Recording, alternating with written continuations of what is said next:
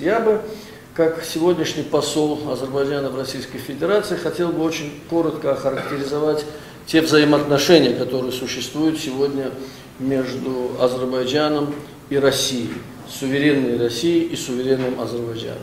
Прежде всего, то, что Россия безоговорочно признает территориальную целостность Азербайджана, и об этом много раз было заявлено устами самого высшего руководства России, бывшим президентом, ныне премьер-министром Владимиром Владимировичем Путиным и нынешним президентом Дмитрием Анатольевичем Медведевым. Об этом многократно заявлял руководитель внешнеполитического ведомства Сергей Лавров. Об этом свидетельствуют документы, подписанные между Россией и Азербайджаном. Так что это, конечно, нас обнадеживает и очень морально поддерживает. В прошлом году был подписан важнейший документ о делимитации границы. Впервые за 200 с чем-то летний период, если брать там с Туркманчайского договора, между Азербайджаном и Россией будет государственная граница. Она всегда была административная, сейчас она будет государственной границей. Парламент Азербайджана уже ратифицировал это соглашение, теперь мы ждем ратификации в Государственной Думе Российской Федерации. В том числе подписан очень важный для нас договор о водопользовании по реке Самур. Это очень такая болезненная тема, потому что вода явление природное, она всем нужна. В советское время этих проблем не было, потому что была единая экономическая система. Сейчас, конечно, были очень большие проблемы между специалистами, водниками и, так сказать, дагестанской стороной. Но, слава Богу, удалось в течение очень таких продолжительных, тяжелых переговоров, консультаций, наконец прийти к общему знаменателю и подписать этот очень важный документ. Я хотел бы подчеркнуть, что наш товарооборот в течение прошедших нескольких лет все время держался на уровне где-то около 2 миллиардов долларов США. Во время кризиса он немножко снизился, но в этом году ожидается, во всяком случае, за 2,5 миллиарда американских долларов оборот между Россией и Азербайджаном. Это тоже радует, то есть экономические связи расширяются, стабильно расширяется ассортимент этого товарооборота, что тоже радует. Это не только нефть, газ, но это машиностроение, это удобрение, это продукция сельского хозяйства. И не только импорт из России, но и импорт из Азербайджана в Россию. Так что в этом плане у нас дела тоже идут неплохо.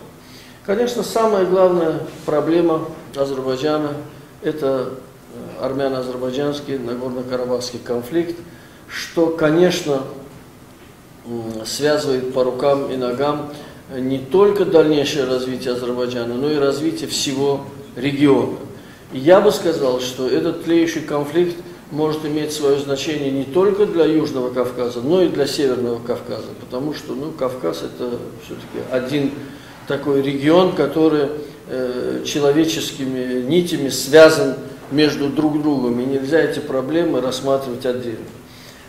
Последние 2-3 года вы знаете, что Россия очень активно в лице МИДа России и, самое главное, в лице президента России Дмитрия Анатольевича Медведева взялись за эту проблему с желанием ее урегулировать.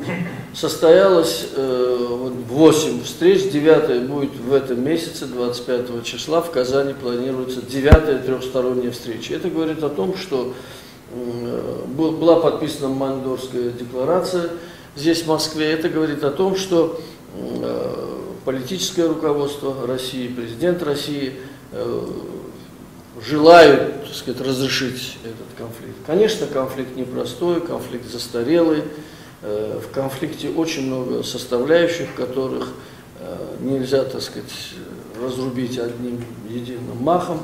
Но последнее заявление 3 президентов в Давиле, оно тоже внушает, так сказать, некий осторожный оптимизм, я бы сказал.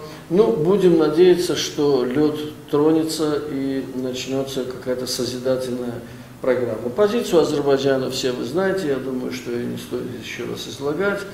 Мы все-таки надеемся на решение этого конфликта. И вот все факты, они все-таки, наверное, говорят о том, что Азербайджан до конца хочет идти путем переговоров, что мы все-таки мирно настроены. Мы не ставим вопрос освобождения Карабаха от армян. Мы ставим вопрос о возвращении нашего населения на места своего исконного проживания, там, где люди жили до этого.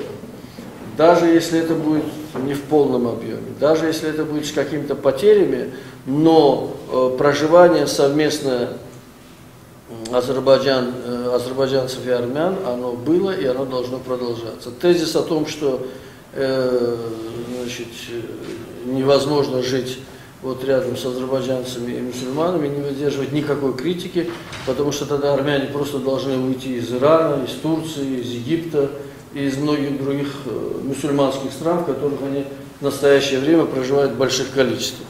Поэтому все эти попытки как бы этот конфликт превратить в межконфессиональный, межэтнический и так далее, это все просто такой, как говорится, флер, за которым стоят элементарные территориальные притязания и претензии на землю. Вот приблизительно за 20 лет нашего суверенного существования, конечно, надо отметить о том, что нынешний президент Ильхам Гейдарович Алиев, выпускник МГИМО, и, как я отмечаю, как уже посол, в общем-то, 6-летним стажем, что МГИМО хорошо учили, хорошо преподавали, потому что Ильхам Гейдарович очень тонко чувствует внешнюю политику, очень четко проводит многовекторную политику в жизнь. И мы очень надеемся, что вот это направление мирного решения карабахского конфликта найдет свое разрешение и завершится успехом.